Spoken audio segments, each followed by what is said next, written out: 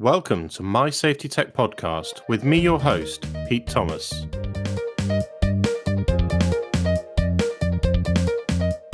In this episode, I speak to Adam Sanders, Technical Director at Riskbase. Our conversation covers software solutions for fire risk assessments and the resident engagement strategy and fire door checks as required under the Building Safety Act and the Fire Safety England regulations. Let's talk about Riskbase. Yeah, I mean, we built it initially as a little bit of a tool. We were doing a few other things. We had a few other projects going on. And it was a bit of a reaction to very early fire risk assessments, which I think if we looked at now, our early outputs would be a bit horrifying to most people. Very tick box, quite, overly structured and not very flexible. But it grew out of that and it gained traction on its own. And then we started getting housing associations and councils talking to us, saying, well, this is great, but my problem is not just getting these assessments done quickly and easily, but I need to manage all the stuff that came out of the back of it. So, very, very rudimentary risk assessments with a whole load of actions, and then started to chop it up. And then that didn't really interest me. The bit that interested me was, well, you've got a lot of data here, and actually, if we can put some structure to it, how can we chop it up better? How can we streamline that? How can we make the risk assessment process more consistent and more intelligent? And what other benefits outside the risk assessment can we provide? That's been a really slow process. I think we've been banging this drum, or I've certainly been boring everybody with it. It's all about the data. There's so much value in this and you're losing out. And it's only been the past 2 years, I guess, since the Hackett review, where there's been this concept of the golden thread, when people are starting to value that data. I still don't think anybody's really doing it particularly well. And there are a lot of snake oil salesmen out there saying that they're developing a golden thread or helping people maintaining it. But what they're just doing is siloing data. And I think as a sector, we need to be thinking about how we can make this data more transferable between systems rather than siloing it. Yeah, that's really interesting. So in terms of the actual data coming out of the FRA itself, you mean, and how we can sort of integrate that into other systems? Yeah, I guess I kind of, in my own mind, I'd moved away from FRAs, and I think it's about everything. It's when you do a risk assessment, whether it's a fire risk assessment, whether it's a 9980 survey, whether it's a door survey,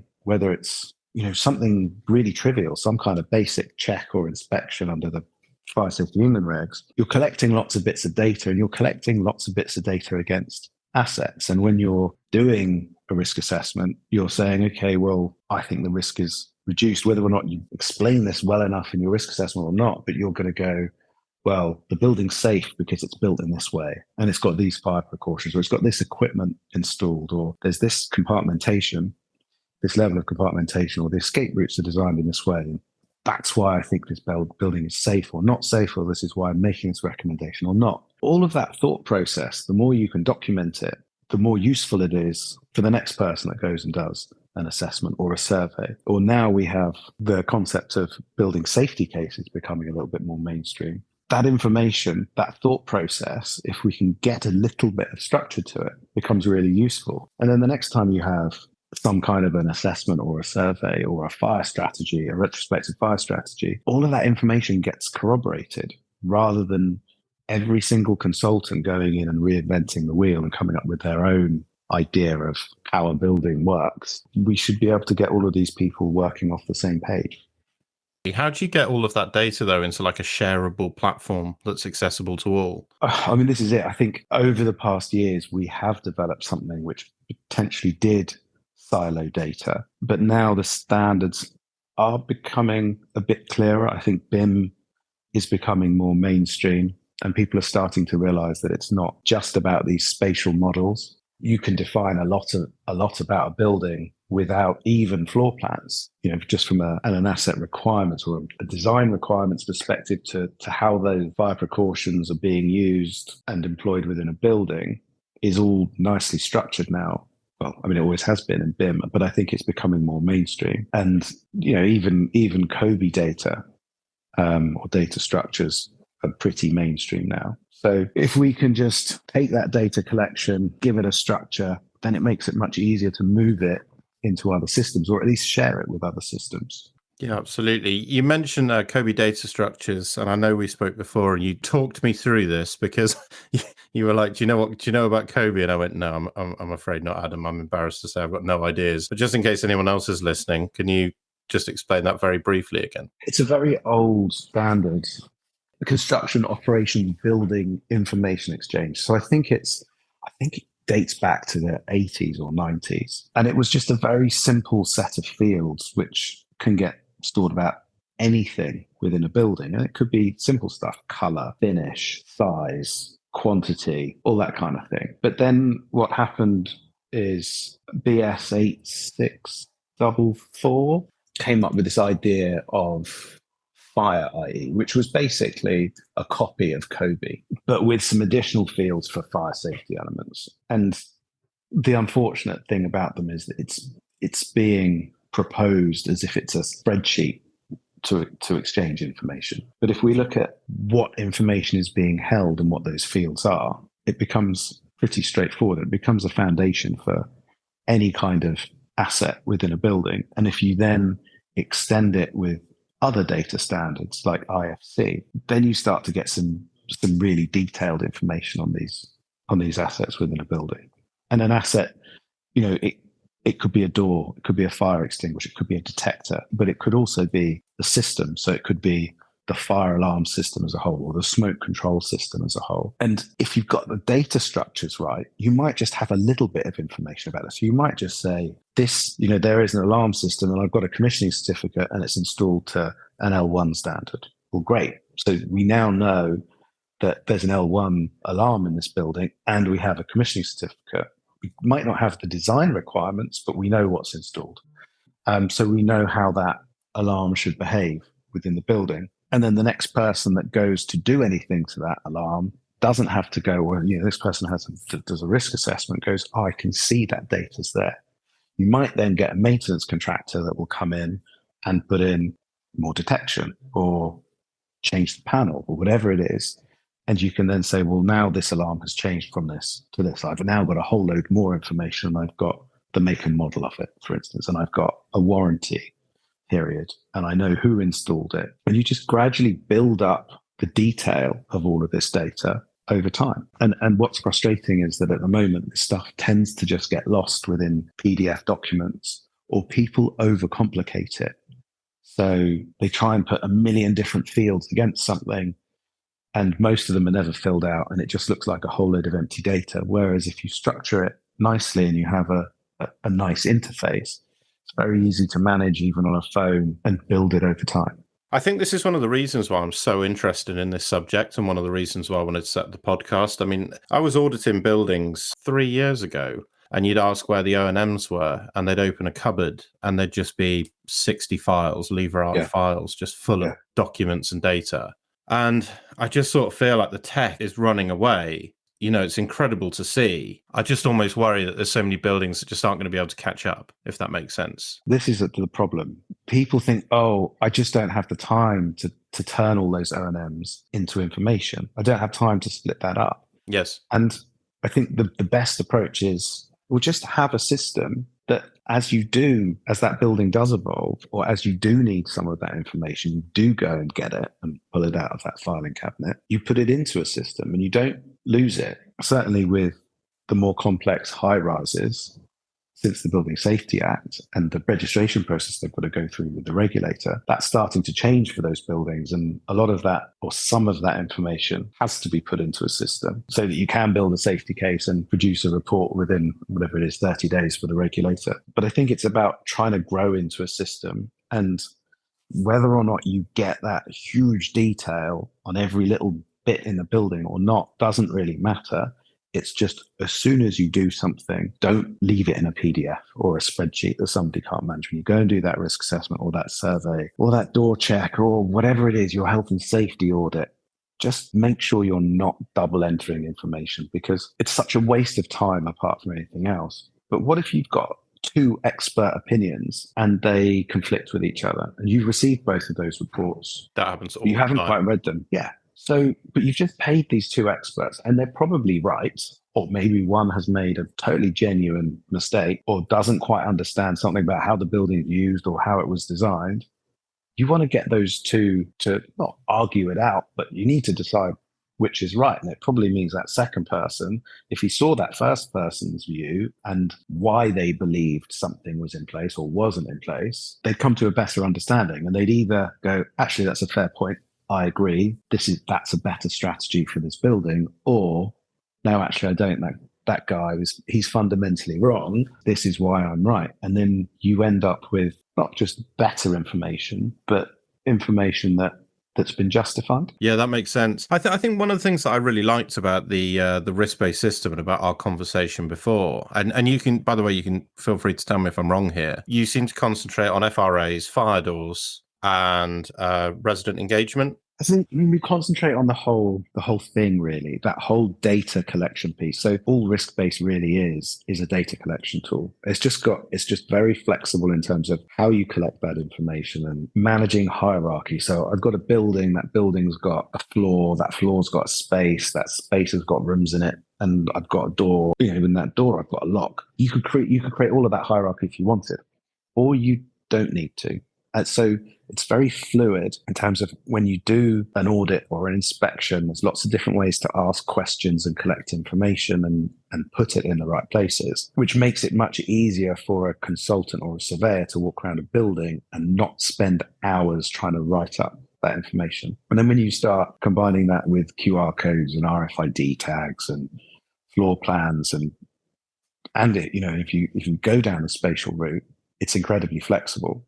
But we package that as, yes, door surveys, FRAEWs, FRAs. But the reality is all we've done is just pre-built a few fields. And that's the starting point that many of our customers come to us with. And fine, some of them will just keep just doing door surveys or FRAs. But a significant minority of them realize the power of the system and start producing some quite interesting products that maybe combine several of those surveys together, and or they are a company or an organization that's responsible for lots of properties, and they realize that actually they're doubling up on a lot of this stuff. I think that's pretty fundamental, that efficiency piece, isn't it? I think the efficiency thing's really important to me because I hate admin. I hate typing things up. And so why anybody would want to do it twice or three times. But also it's about being able to trust information that you read. It's really frustrating when somebody who's supposed to be authoritative, an expert, any expert, doesn't matter whether they're in the fire sector or not, and you read something they write, you expect to trust it verbatim. And unless you have that efficiency, you can't trust it because you don't know how they've entered it. Have they just ticked a box? Or has it been, was it from a template? Where did that information come from? And how did it originate? And unless you've got that audit trail and that process and that efficiency, I don't think you can trust the information that you read a lot of the time.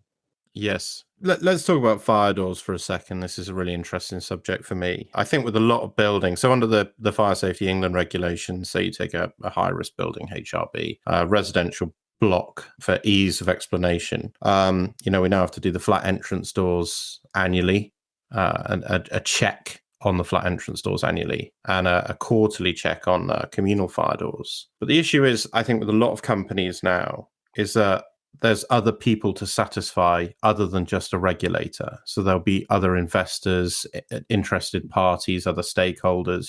Some of these buildings could be owned by an SPV kind of investment vehicle, and they need some assurance. And then the difficulty that you sort of have is that when people go and do a check and write it down on a piece of paper and type it into an Excel spreadsheet, how confident can you really be on that? And that's where a system like risk-based really helps, because it's sort of dated, time-stamped, there's photographs, there's videos, it gives you that assurance. Yeah, I mean, we even right down to, potentially GPS coordinates. Somebody's logged into a system. Yeah, it really does give you the assurance because you know exactly who's entered that data, whereas an Excel spreadsheet, and we put some filters on it, and then we managed to screw up the entire spreadsheet because we've sorted a column.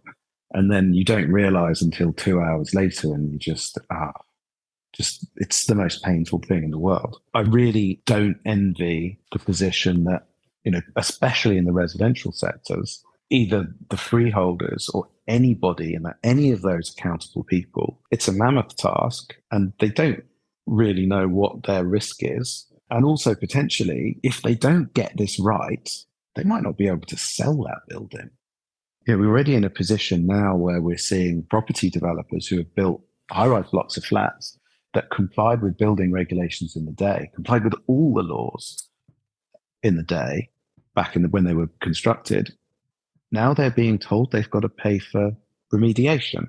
Yes. And from an ethical perspective, it doesn't matter whether you agree with that or not, but it creates a huge degree of uncertainty within the market. The only thing you can do is follow as much best practice and make sure you've got as many, not necessarily as many systems in place, but a system in place, which means you can track things. And I think a lot of the time people think, when they think of quality control, they think about putting bureaucracy in the way of things and double checking things and putting quality control and quality assurance in, which some of that's really important, but actually it should just be about efficiency.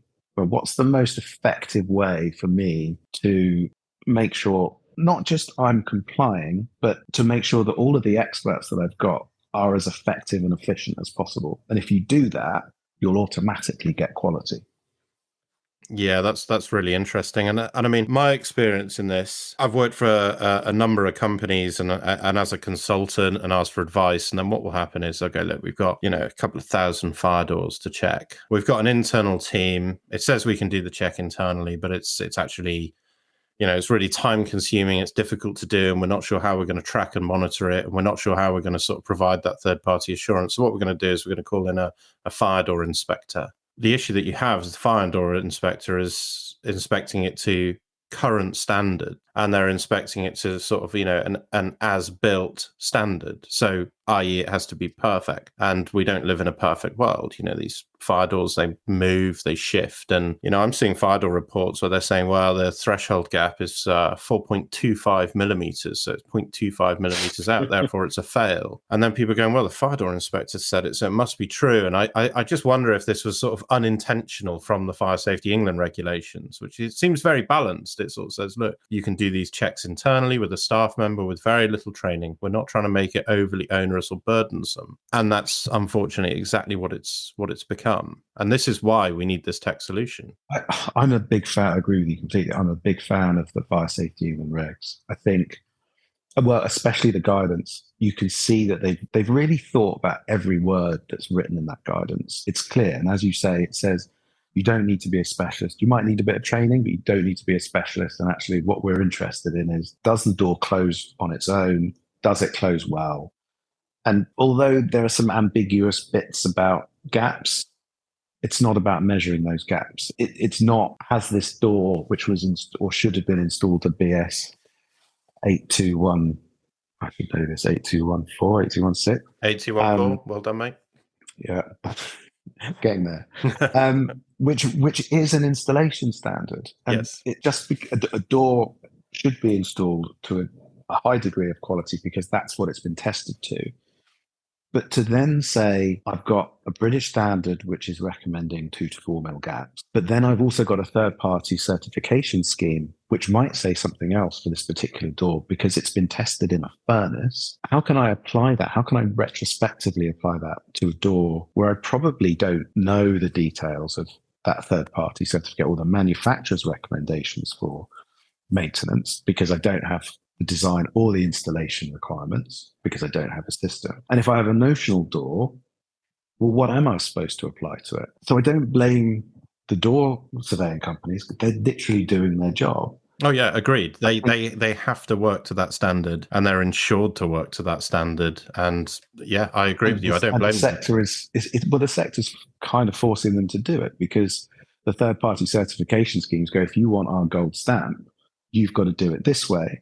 But the problem is that the people procuring these surveys don't really understand what the survey's trying to achieve. It is an audit. It's not a risk assessment. It's an audit. And that doesn't mean you necessarily have to do everything. It means you have to risk assess what you want to do. But you just put yourself in an even more difficult position because you've now got a whole load of information about your 10 or 20,000 doors that says this is all the stuff that's wrong with them. Well, do you then become negligent if you don't act on that information? Well, yeah, you do if you've not risk assessed it, if you've not justified which work you need to do. So then what a lot of people are doing, go, well, I will do what I think is the right thing and I will go and fix every single one of these doors. Well, are you fixing it? Are you actually making it that much safer? Probably not in a lot of cases. Yes. Whereas, you could be spending 10, 20, 50,000 pounds easily on a building. You could probably go and put some other fire precautions in, which would make a much more dramatic difference. As long as those doors close and offer a reasonable degree of protection from fire and smoke, they're doing a job. It might not be the perfect job or the best job that it could do, but it's still a job. And I think this is where also fire risk assessors often fall down, is that they're always trying to cover, or often trying to cover their back. So they will say, oh, those doors look a bit tired. Probably you should get a door survey. Yes. But they don't follow that up with, oh, actually, the door survey's not come back that bad. I would only do these actions.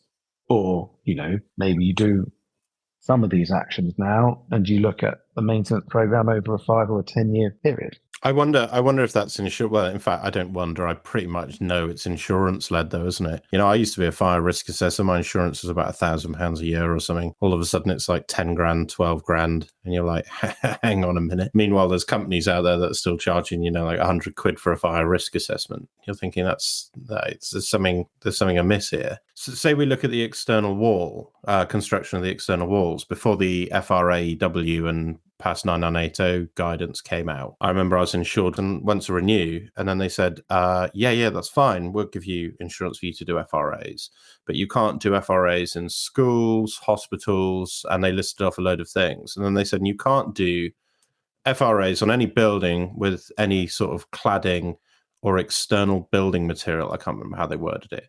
So basically, unless it was standard brick, I couldn't do an FRA on it. And they did that. They brought that in for everybody.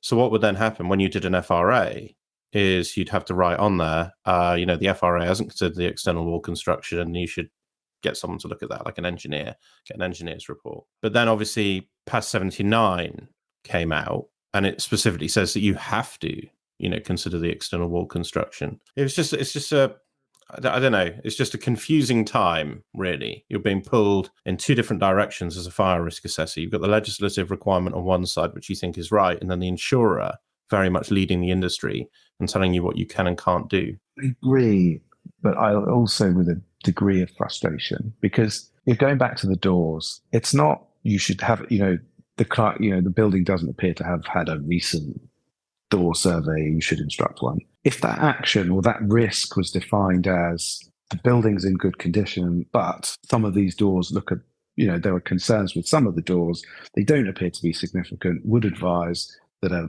door survey is done and any urgent actions, rectified, whatever it is. If there was a bit of context in those surveys, that assessor would still cover their back because they pointed something out.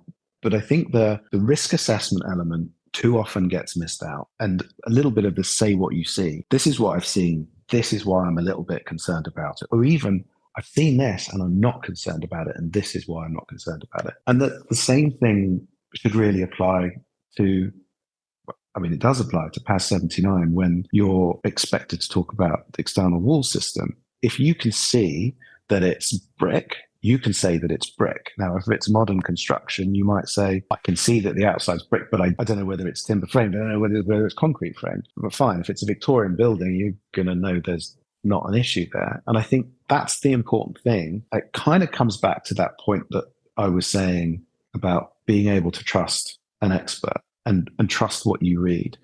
Has somebody made a statement about something because they know it and they're confirming it as being true? Or are they making an assumption? And making an assumption is fine as long as you know it's an assumption. So if you make an assumption that there doesn't appear to be any issues with the external walls, but I'm not an expert, and you might want to consider this because, then that's great. That's really helpful for the client. But having a blanket response that goes, no, I'm not insured for this, or I'm worried about my liability, so I'm just going to pick the worst case scenario. That doesn't help anybody, and that doesn't make the world a safer place. It just makes it a very expensive place. Yeah, I see it on FRAs now all the time. Get a fire door survey and get a compartmentation survey. Whereas previously, your fire risk assessor would have passed comment on it, said Yeah. compartmentation seems fine, or I don't know, probably a lot more information than that. But it would have been an explanation and a justification as to why you wouldn't need it. But now it just seems to be I think standard. this is why we need some better. Oh, this kind of goes on to the competence argument, but That's a great argument. Let's talk about that. Well, there's some really competent people out there, but it doesn't mean that they write great risk assessments that explain to a layperson.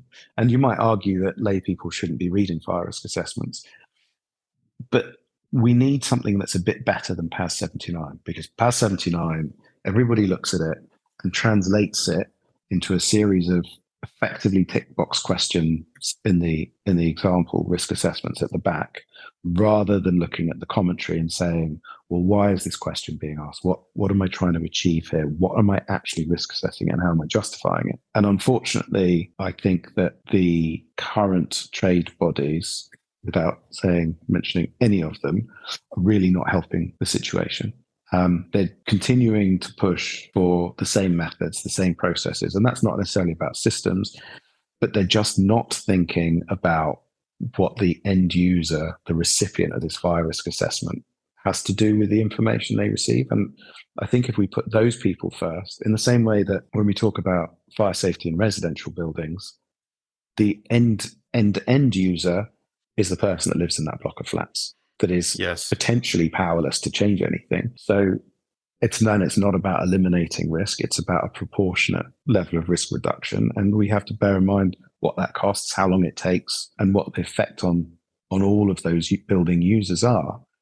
And that's what the risk assessors should be thinking. And if they justify what they're thinking and why they're thinking it, then it's difficult to criticize them. If they make a blanket response from a template, and there's nothing wrong with templates because it helps you with consistency. But if that response doesn't explain to somebody clearly and unambiguously why they think that or why they recommend it, then I don't think that recommendation is particularly helpful. Yeah, and the end user should go back and say, well, why do you think that? It's really interesting, Adam. I'm interested in the competency argument across a range of things. Even back to fire doors. There's an army of people that have done a 1-hour course on an e-learning thing online and got a door wedge and running around condemning fire doors left, right, and centre. But it's difficult. A lot of the guidance came out recently. It's the 156 information, and the government was saying about fire risk assessments and how you've got to check the competency of who's doing it, etc. But meanwhile, if you're a company director, you can do your fire risk assessment yourself, and it takes you to a link and it says health and safety doesn't have to be onerous. You can do your fire risk assessment yourself, use our simple template, and it takes you to a template that makes PAS 79 look complicated. It's that simple. That's fine if you operate a tie rack or something. I'm probably going back in time there. I don't think tie rack even exists anymore, but it's not fine in other circumstances. I worked in a foundry once as the health and safety manager, and when I got there, the fire risk assessment had been done by the union rep, because he'd done a 5-day health and safety course or something back in the day. I mean, this was a metalworks foundry. It's a fire risk assessment that I wouldn't tackle now. But of course, as an employee and as an employer, there's nothing stopping them doing it legally, which is, I don't know, it's just really concerning, isn't it? I think this is where there's competency. I know there's currently a lot going on in terms of defining competency and what's required to undertake these roles, particularly fire risk assessment. But I'm not sure what the outcome is. But I do wonder, without rabbiting on too much, I mean, we had a conversation the other day, and I think you came to an interesting conclusion that if we look at golden thread data and we look at how we monitor and track all the data coming out of the buildings, and we have a clear picture on all the fire doors and a clear picture on the alarm system and a clear picture on the sprinklers, and everything is maintained and everything is monitored and everything is tracked, where does the fire risk assessment fit into that? I mean, is there a requirement for an assessment of risk if you can pretty much guarantee that the building remains in the as-built condition as per the fire strategy, etc.? You do sort of wonder then where the fire risk assessment sits, in the future, not now, but the worst case scenario is that there becomes a lot less of it to review, well, best case scenario, becomes a lot less of it to review, and it becomes much simpler because if you've got that compartmentation survey and you've done the regular door checks and you know the alarm's been serviced, there's a regular audit or a check or an inspection that says, yeah, the doors aren't being wedged open, nobody's charging e-bikes in the corridors, or, we know all the flat entrance door closers are closing the doors, then what is a fire risk assessment looking at? It's really just looking for changes in the building rather than having to do what it does at the moment, which is go back every year or 2 years and reconfirm everything they looked at the year before. And I think one of our, from a housing association or a block management perspective, one of the biggest or the most frustrating things that they have to deal with are these endless actions that say, make sure there's a fixed wire test, or that PAT testing's been completed, or the boiler's been serviced, or by a competent gas safe contractor. And you go, come on, this is not risk assessment. That's audit. You should have a system in place which should, the assessor should go out and it should go, here's all the systems I think are in this building. Here's all the documentation to say it's been done, but also, here are the dates that it's all been done. So at a glance, they can see it. And then the risk assessor should just be going, well, have any new systems been put in? Has anything changed? Is there any reason for me to believe that this information is wrong? And that's where we should be with stuff. Maybe it's that actually you start to combine things and you have compartmentation surveys that get revalidated along with a basic risk assessment. But I think that kind of commodity product of buying a risk assessment is probably going to be relatively short-lived, especially in residential anyway. If you're running a foundry, yeah, you're looking at a completely different picture. Yes. But something that's predictable, small retail, and certainly resi, not necessarily that its life is limited, but it's certainly going to have to evolve quite considerably, I would have thought. Yeah, I agree with you. On one thing that has come to my mind, actually, Adam, that I think is interesting is the resident engagement strategy and the release of information to residents in HRBs. I read the government consultation the other day, and it was talking about the prescribed information that you have to provide a summary of, and you have to provide in full if requested. And then there are some elements that you can't redact for sort of commercial sensitivity or security, but there will be some elements that you can redact, but you have to give a justification as to why. And it sort of reminds me a bit like the old Freedom of Information Act requests, where all of a sudden the public sector had to hire thousands of people as freedom of information officers. And I just sit there and I think, who's going to do all this? This just seems like a massive admin burden. Because in a lot of these HRBs, there are a lot of people that are very concerned, and rightly so. And as soon as this comes out, they're going to be requesting documents left, right, and centre. And probably their mortgage companies will be wanting them to request these documents as well. It's not like vexatious. They're going to want to know. It's the building surveyors, especially when there's a transaction, that are asking a lot of the questions, I think. Yes. I don't, from my perspective, I read Section 156 of the Building Safety Act a few years ago, and there were all these clauses for this amendment of the fire safety order.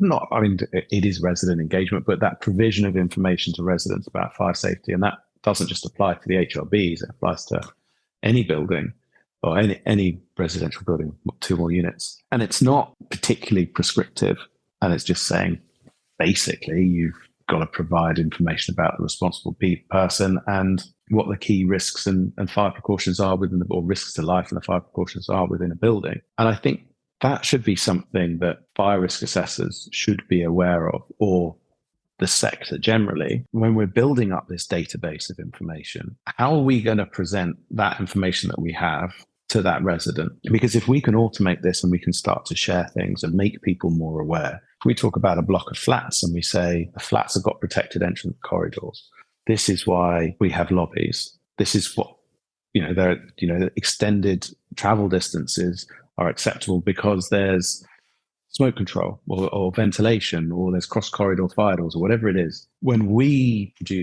call them resident engagement portals.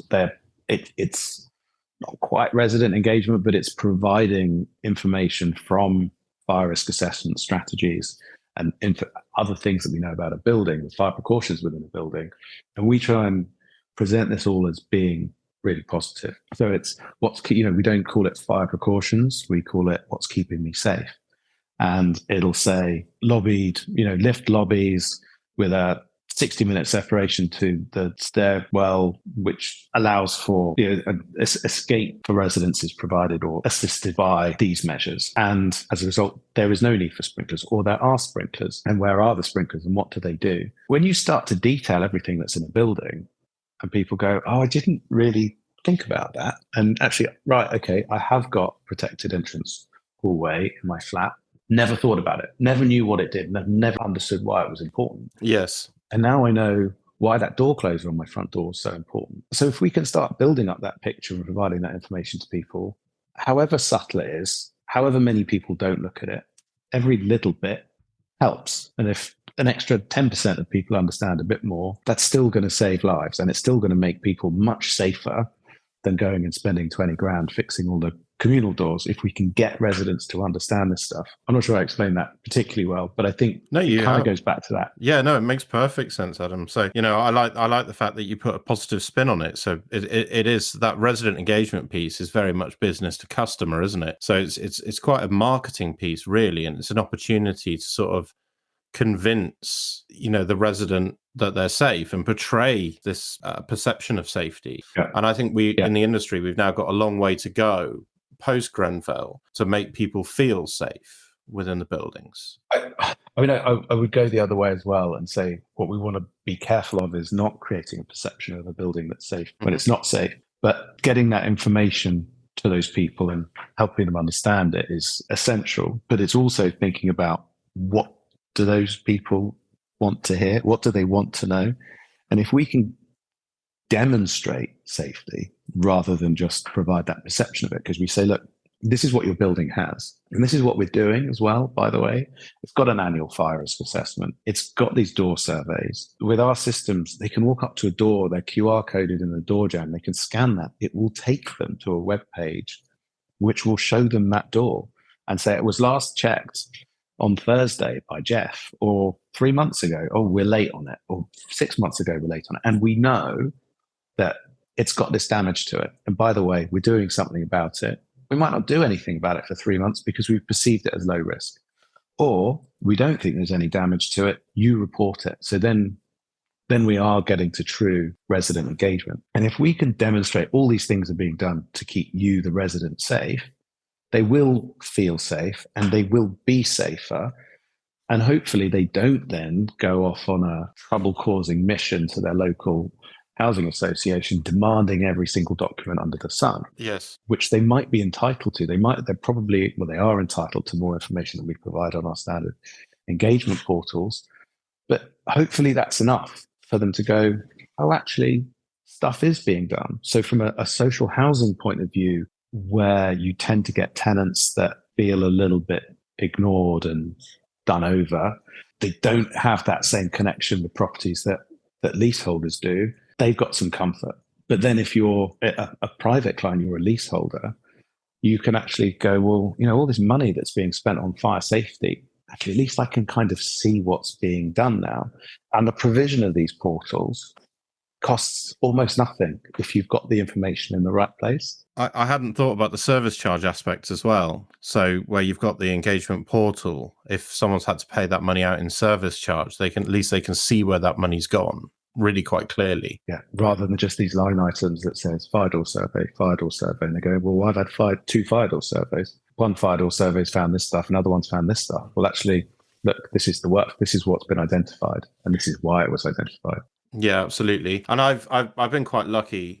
You've obviously provided me with access to Riskbase, and I've actually gone through it, and I really like the resident engagement portal. I really like it. I like the fact that you sort of open it up. It provides you with the summary, but you can also drill down into the detail if you want to. So if you really are after the detail, you can sort of go through and open relevant documents, etc. And it's just really clear, neat, tidy, and it would give you that confidence. Yeah. It's quite interesting. I go on about this, banging the drum about, data is so important. But when we go and show this to some fairly large councils and housing associations, they go, oh, I want this. How quickly can we have it? And what does it cost? And I said, well, we're not really going to charge you anything for it. It's there. Your data's there. We can give you this off the shelf one if you want, but you've got to get your data right. And that's the thing when it suddenly clicks to them and you say, look, we've been telling you for a year, 2 years, 5 years, stop collecting your data in this way. And these are admittedly, some of these are risk-based customers where we're saying, stop asking questions and putting, or risk assessment questions and putting really important information about your buildings in verbose text because it's getting lost. You're paying somebody to write it. We can't query it for you. It's not as simple as yes or no. That information needs to go in its own place. And then your risk assessments are going to become easier and quicker and cheaper. And we can do stuff like the resident engagement portals. They're now seeing the resident engagement portals. They're seeing the section 156 requirement and thinking, well, we're going to have some trouble causers that are going to come along and demand all of this documentation. And if I can have this, it's going to make my customer services team much happier, but also my fire team and my safety teams are going to have far fewer inquiries dealing, and it's already busy for them, providing fire risk assessment for when the fire flats have been being bought and sold. What's it going to be like when they can we have to provide ways for them to easily request this information. It's quite interesting how what's actually a really small bit of legislation probably will have a greater impact on golden thread potentially than the Building Safety Act, which is saying you've got to maintain a golden thread. The golden thread becomes a byproduct of this section 156 requirement. It's an interesting way of looking at it, isn't it? Yeah, I think the penny is beginning to drop with quite a few people, and it would just be good to see the industry behind it a little bit more and understanding what they've really got to deliver rather than this endless piecemeal approach of, okay, well, you need your door survey, or you need your door check, you need your compartmentation survey, your fire risk assessment, your monthly checks with the lift inspections, and then you've got provision to the fire service, and you're going to have to pay me, and I'm going to go and create some SIB documentation for you, and you need a golden thread, so we'll put another management system in, and we'll copy all the stuff out of all those documents, we'll stick it in that, and then you've got your BSR registration, and I need to prepare a safety case, and when they ask for a safety case report, then that'll be another charge. And have you done your FRAEW? And has that tied back to your, we're going to now need a retrospective fire strategy, and so there's 20 or 30 of these documents floating around, and they are suddenly realizing that a lot of this stuff is duplicated. And if we can just get it right once, we can reuse it. And if the sector's got to get behind it and start structuring everything that they do, whether it's a fire strategy or an FRA or any of these surveys, that data is just so incredibly important. Otherwise, you get your FRAEW done, and all of that information about the wall build-up to building construction gets lost because the fire risk assessor can't see it unless they ask for it. And is a fire risk assessor going to go and read 100-page off FRAEW? No. Not for 150 quid, they're not. No. And this is really, this takes me on to something else, actually, Adam, that I've been really thinking about. And you mentioned about competence before, but I was thinking about my route into this industry, and I look at all of the, the NEBOSH qualifications that I've done and a level 5 NVQ and a load of sort of courses in terms of fire risk assessors course, advanced fire risk assessors course. No one's talked about data. I've never had a single input in all of the qualifications I've done in how to manage this data or information or tech or software or anything like that. No, and I think the thing is, I think there is such a massive disconnect between, if we just look at the fire risk assessment, fine, the basic provision of a fire, you go and read your average tender, it'll say, I want a fire risk assessment as a PDF and I want some kind of a CSV or a data file of the actions that go with it. And if you go and talk to the sector, they'll go, well, that's a golden thread. And you go, well, it's not, because you've got all the information in your fire risk assessment. Don't tell me you're distilling a fire risk assessment down to 5, 10, 15 actions, which you've put an arbitrary risk score against, or a priority score that says, get it done by November. And I think the sector does itself a massive disservice by saying that is what a fire risk assessment is, because I think most fire risk assessors want to go and do a good job. Yes. And ticking those boxes, I think, is really unhelpful. We can do the box ticking bit of the fire risk assessment super quickly. Let's stop getting caught up on whether there's a fixed wiring test in a building. Does the consumer unit look like it's in good condition? Yes or no? Yes, it does. Okay, cool. That information about that fixed wire test should be standard information. That's your best practice recommendation. Go and look at a building, risk assess it, justify it, and then let's look at some good outputs of why you've made those decisions. I can't see the sector ever getting its head around real golden thread. The fire sector will never quite get that right, I don't think. It's got to be the end users, the block managers, the property companies, the developers, the housing associations that need to start to stipulate those requirements rather than using these slightly backward software companies that try and silo data all the time. We need to be making sure that software companies start exchanging information with each other so that, you know, you can go and get your risk assessment done with one company and the block management company have got another bit of software which they're using, and they're getting risk assessments from other software providers as well, from different consultants. And all of that needs to come into one place. And that really only happens if we get some collaboration and some more data standards. And that's about the software sector or the software or the prop tech sector coming together and doing some things. And I think it's slowly starting to happen, but it's coming from the BIM side and the construction side rather than from the ongoing use and management side. Yes. Does that make sense? Yeah, no, it does. It does. And it's really interesting. And I sort of see it from my side is that there's a lot of software providers and there's a lot of safety people, and the two don't always necessarily communicate that well together. And, you know, I think that's where my personal interest comes into this. I think there's a real opportunity in this sector for sort of innovation, and for change and for tech to really help. And I notice it on LinkedIn quite a lot. They'll say, what do you think about AI? And then someone will immediately reply, well, you should never use AI to write a risk assessment. It's like, well, you've completely missed the point. You know, and in the end, I sort of posted on there and I said something about, you know, have you used AI to make yourself a better safety professional and to help improve safety in your workplace? Not a single comment. And I mean, you could say it's because I have no friends, but no, I do normally get a lot of engagement on my posts, but nothing, no one replied. Yes. I think it's one of those things. People think of AI and they think ChatGPT, and that's all they're really thinking. Whereas if as a sector, we think, well, actually, what we really need to do is to start to build these language models, basically that statistical model, and we give it the data to go and analyze. Well, look, if we get some really good risk assessments that have got that justification that we've been talking about today, and we say, look, here's a building, or here are a whole load of buildings, and here's all of the compliance information and the safety information for these buildings, and we start to put that into a language model, then you can start to use AI to not necessarily write the risk assessments, but to go, oh, I've seen this on a door, or I've got a building and I know it's got these things. What are the other things I should consider? And I don't mean that as in the risk assessor goes around and asks those questions, but I mean the surveyor or the assessor goes around a building and starts to input information that they see and potentially document it on a floor plan, start to build that building information model along with risks that they see. And you can then use AI to ask other questions of the surveyor. Go, have you checked this? Do we know this information about the wall construction? It's not replacing it, but it can certainly enhance what that surveyor does, and it can enhance the data that we build afterwards.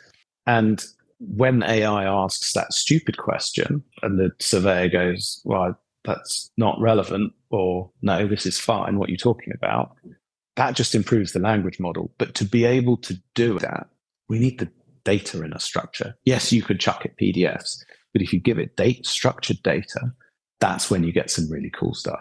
That's really interesting, mate. That's the first time I've sort of heard anything like that.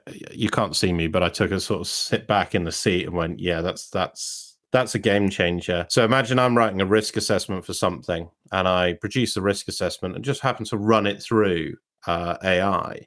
And AI goes, Pete, you've missed this out, mate. And actually undertaking this task, this causes X amount of injuries across your sector. And this is based on data from the last 5 years. You need to consider this as a control measure. It'd have to be very arrogant of me to go, no, I know better. Yeah. But, you know, and in some cases you might know better.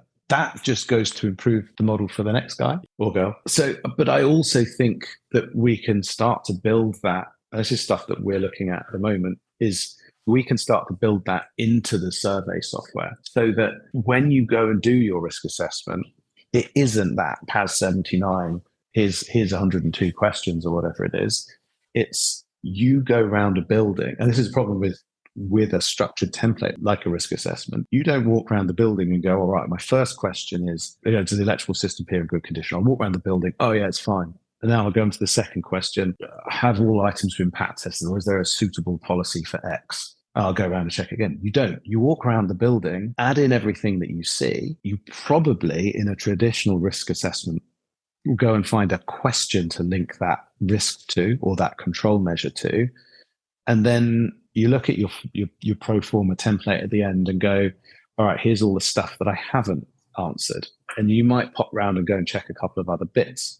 If instead of attaching that information or those risks to questions within a risk assessment, you just documented them free form as risks. I've gone and seen this. Electrical system's a mess, or the electrical system looks tidy, the consumer unit looks good, and it's got a recent test label on it, and I've done these things, or I've seen these things. This door's good. Then it can go, okay, well, you haven't told me, what is the protection to the flats?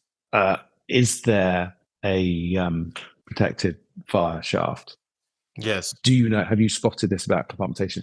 And it can then guide you to answer some other information and come up with recommendations, or make points to go, because the building has X, Y, and Z, this is what the strategy is for the building, or this is why there is a reliance on smoke control. And then that's building up. That's a really smart risk assessment. And we can make it tick all the boxes of PAS 79, but not just the questionnaire boxes, all the commentary which underpins why those questions are asked. Do you reckon we could ever get to a point where you sort of, as a fire risk assessor, you're provided with a lot of the golden thread information, and you just, I don't know, I'm being really crude here, but you just plug that into the system, and then the system turns around and says, yeah, you're going to do your FRA, you really need to check X, Y, and Z, because these have been highlighted as issues in the past, or you need to 100%. Concentrate on these areas. Is that even feasible?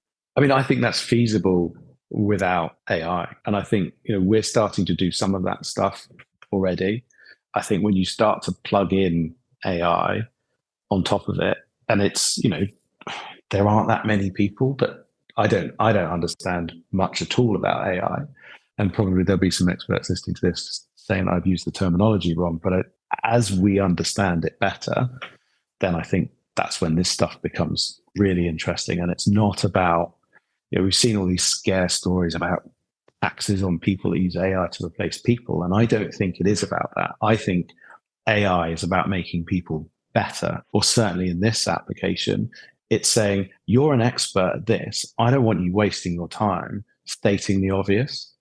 I want to use your skill set and your knowledge and your experience.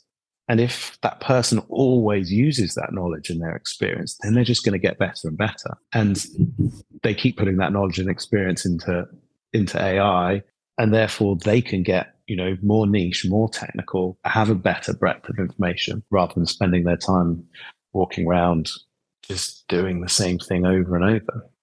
So what's next for Riskbase? What's the next sort of plan, or can you not talk about that? No, I mean, I think we're pretty open. I think my goal from a company strategy is to try and help develop some of these standards and work with some other software companies and other interested parties in the sector to improve that. And let's get a few people doing similar things to what Riskbase is doing.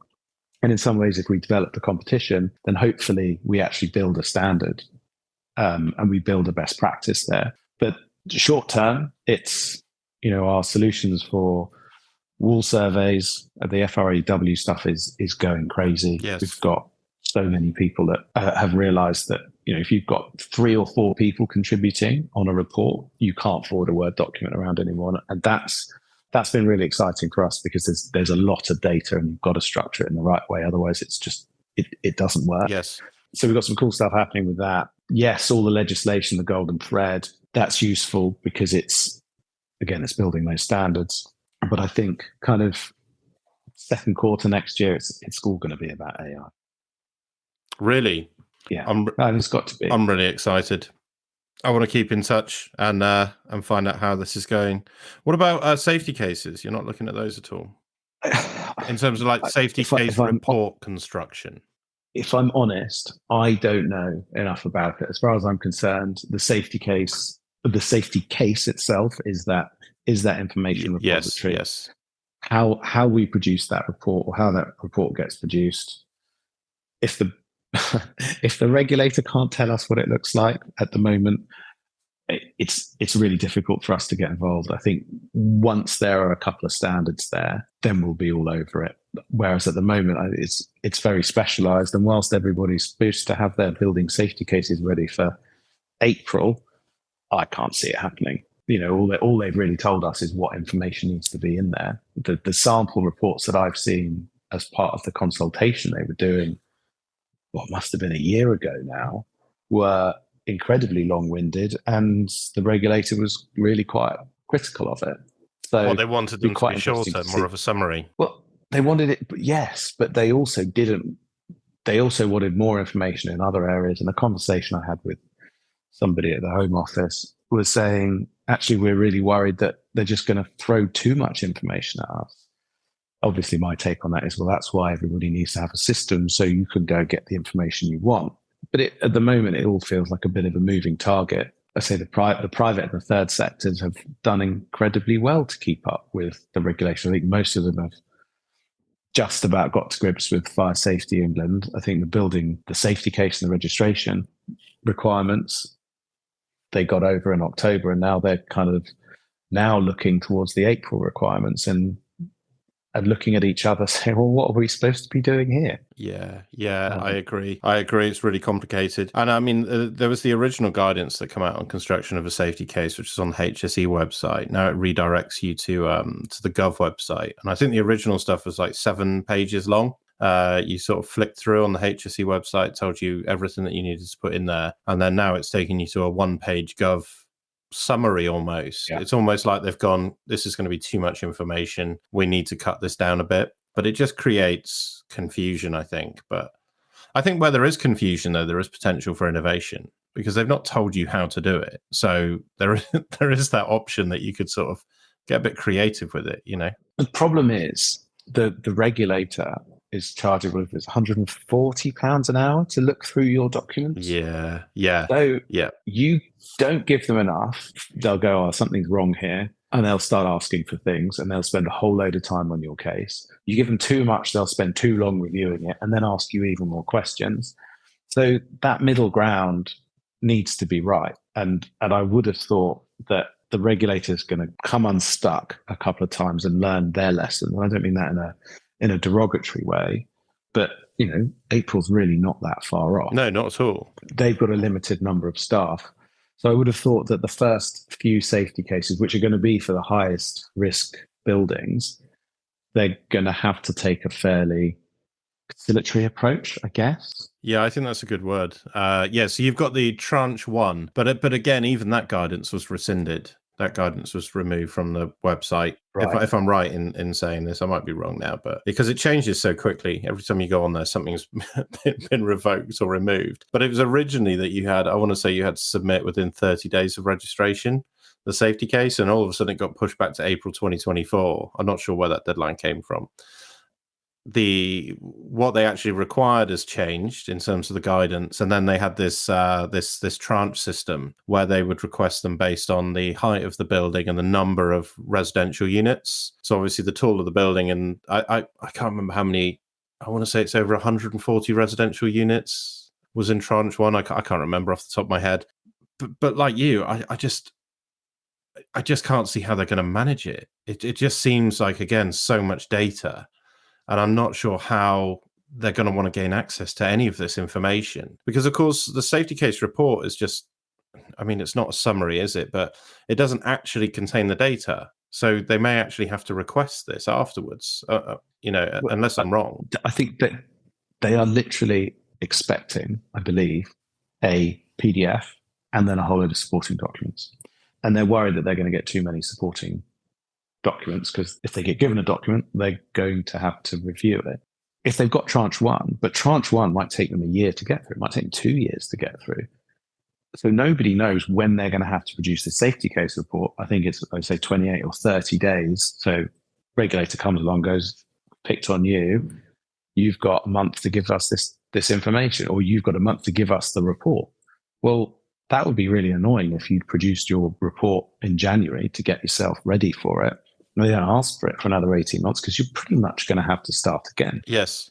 Lots of the information the building won't have changed, admittedly, but you're going to have to get all that documentation ready again, which again comes back to the need to have a system.